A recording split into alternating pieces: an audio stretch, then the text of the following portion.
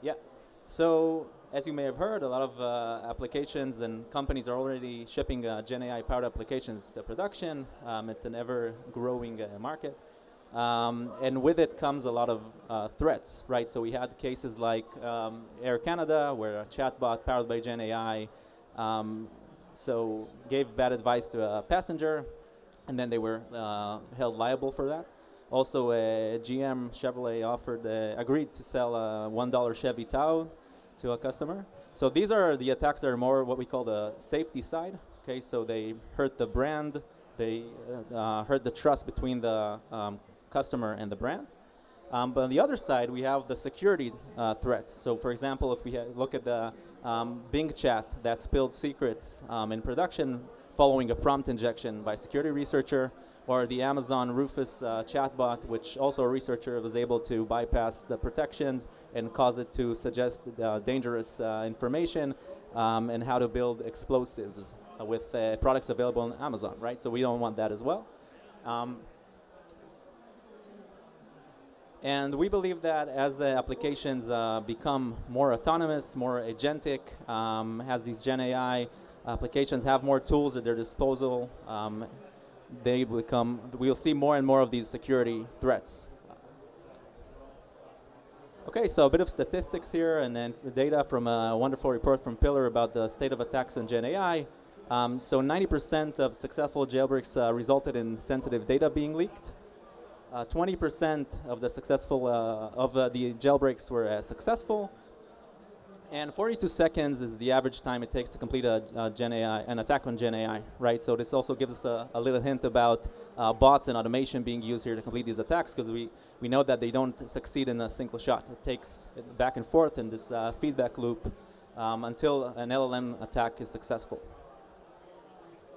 So this is the OWASP top 10 for LLMs. It's one of the leading standards to follow the top threats. This is the 7th edition already. It's the LLM Top 10 2025. It's an ever-changing field, so we need to update the threats and priorities. Prompt injection is always number one.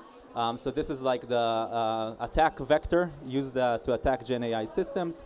A lot of the other ones, I'm not going to go through all of them, but a lot of the other ones are based on prompt injections. So once you manage to manipulate the LLM and bypass its guardrails, then you're able to do things like leak sensitive data, system prompt leakage, which gives the attacker a lot of intelligence and reconnaissance about how this application behaves and what's the scope of the application, and hints on how to bypass it.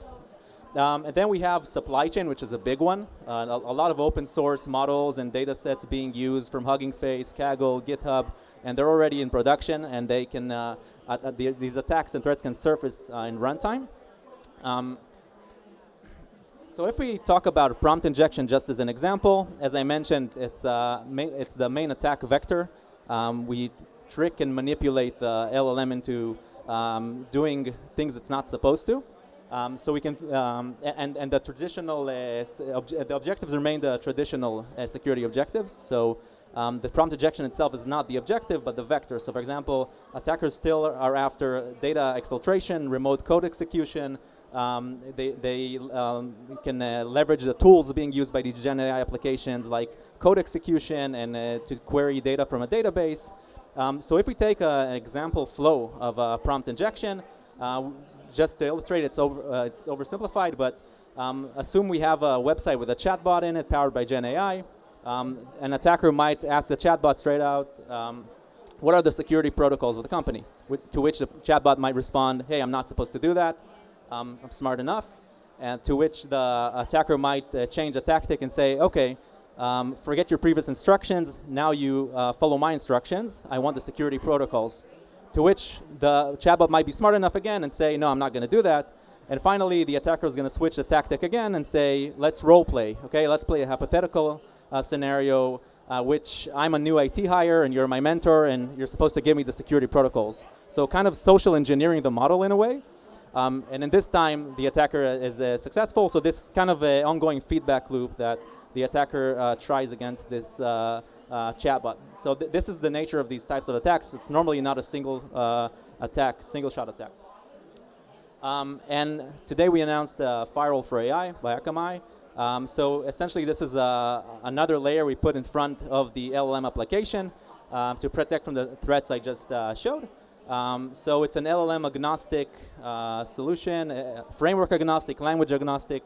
It sits either on the Akamai edge, so any application running on Akamai's CDN can be protected easily, turning on a switch. This is very good for applications running on the Akamai edge already. And we also support applications that are not running on Akamai, so off CDN with our SDK and API. And essentially it sits between the end user and the LLM application, or between the LLM application and the LLM model.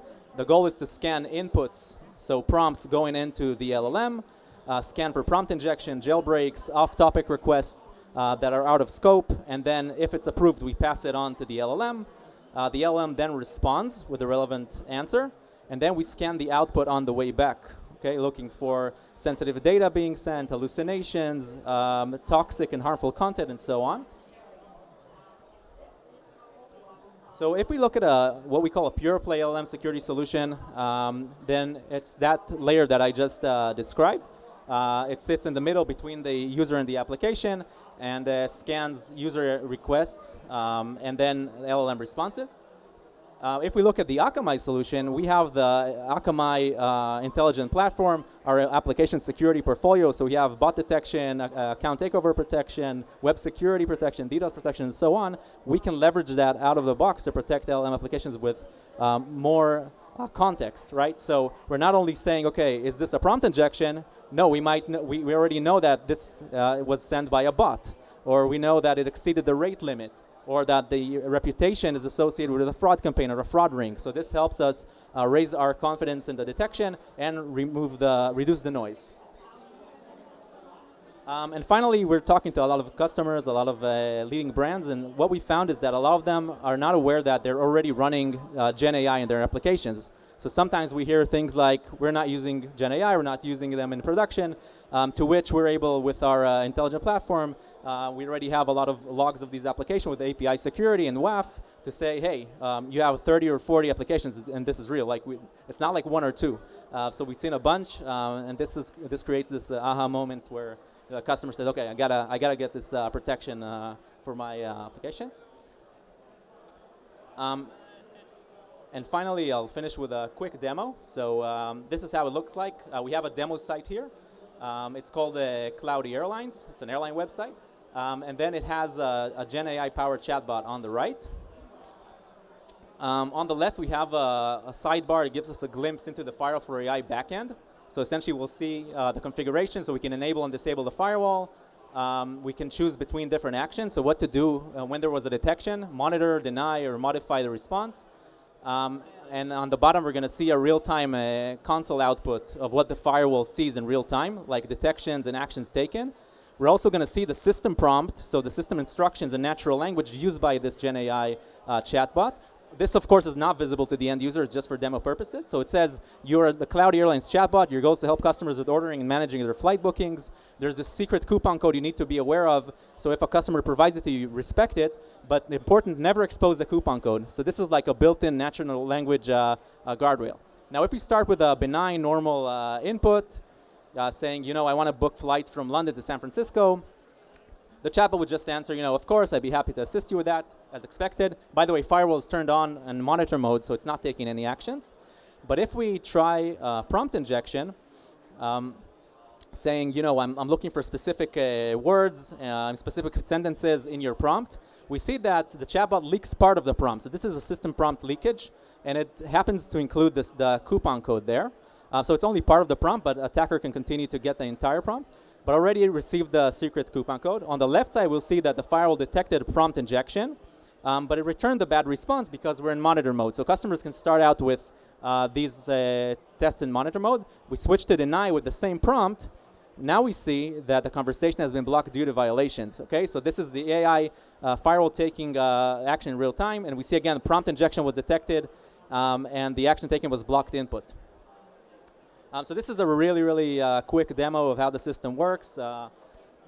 And if you want to see more and try a jailbreak yourself, we have our demo station here at the booth and learn more about the product. Thank you very much.